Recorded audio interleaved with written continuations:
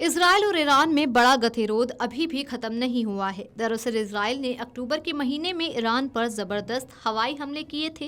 इन हमलों में ईरान की एयरफोर्स के 4 लोगों की मौत होने के बाद सामने आई थी, लेकिन किसी संवेदनशील जगह पर बड़े नुकसान को तेहरान ने सिरे से नकार दिया था।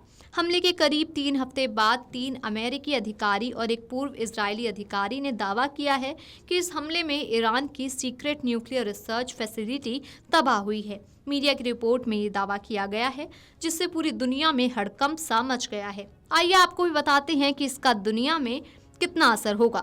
बता दें कि इजरायल द्वारा ईरान पर किए गए हवाई हमले को कई दिन बीत चुके हैं, लेकिन हमले को लेकर चौंकाने वाला दावा किया गया है। इससे ईरान के परमाणु कार्यक्रम को बड़ा झटका लगा है। मीडिया की रिपोर्ट में अमेरिकी और इजरायली अधिकारियों के हवाले से कहा गया है कि 26 अक्टूबर के इजरायली हमले ने ईरान के एक सक्रिय सीक्रेट परमाणु हथियार रिसर्च फैसिलिटी को तबाह कर दिया। अधिकारियों ने कहा कि इसका महत्व खास है क्योंकि इस हमले ने पिछले साल से परमाणु हथियार अनुसंधान को फिर से शुरू करने के ईरान के प्रयास को एक बड़ा नुकसान पहुंचाया है।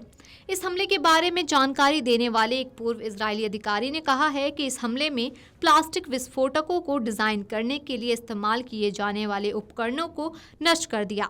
ये परमाणु उपकरण में यूरेनियम को घेरते हैं और इसे विस्फोट करने के लिए आवश्यक होते हैं। संयुक्त राष्ट्र में ईरानी मिशन ने इन दावों पर टिप्पणी करने से इनकार कर दिया है। रिपोर्ट कहती है कि 25 अक्टूबर को इजरायली एयरफोर्स के टारगेट पर तेहरान से 20 मील दक्षिण पूर्व में तागलीन सैन्य परिसर था। ये न्यूक्लियर फैसिलिटी पूर्व में ईरान के अमद परमाणु हथियार कार्यक्रम का हिस्सा रही है। ईरान ने 2003 में यहाँ अपने सैन्य परमाणु कार्यक्रम को रोक दिया था, लेकिन इजरायली अफसर इसके एक्टिव होने की बात कहते रहे हैं। इजरायली हमले के बाद हाई रेजोल्यूशन सैटेलाइट तस्वीरों से पता चलता है कि तालेगन की 2 इमारत पूरी तरह से तबाह हो गई हैं। इजरायली सेना ने हवाई हमले में ईरानी सेना के एक परिसर को निशाना बनाया था। इस परिसर में कथित तौर पर ईरान द्वारा सैन्य उद्देश्य से परमाणु कार्यक्रम चलाया जा रहा था। हालांकि ये कार्यक्रम खुफिया तौर पर संचालित हो रहा था क्योंकि ईरान की सरकार इसे नागरिक परमाणु केंद्र के तौर पर दर्शाया था।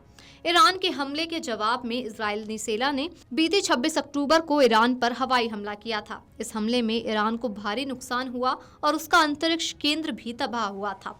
इजरायली हवाई हमले में 4 ईरानी सैनिकों की मौत होने का दावा किया गया था। हमले में ईरान की मिसाइल निर्माण इकाइयों को भी नुकसान हुआ। हालांकि ईरान ने हमले से होने वाले नुकसान को मामूली बताया था। अमेरिका ने इजरायल के हवाई हमलों को आत्मरक्षा करार दिया था और जवाबी कार्रवाई के लिए ईरान को धमकी दी थी, लेकिन 1 अक्टूबर के हमले का पलटवार इजरायल कर चुका है। उसने पिछले महीने की 26 तारीख को ईरान के सैन्य और रणनीतिक ठिकानों पर अटैक किया था, जिसमें एक नागरिक समेत 5 लोगों की मौत हो गई। जैसा कि सुप्रीम लीडर खामेनेई ने कहा था, जरूरत पड़ी तो ईरान दोबारा हमला करने से पीछे नहीं हटेगा। माना जा रहा है वह मौका आ चुका है।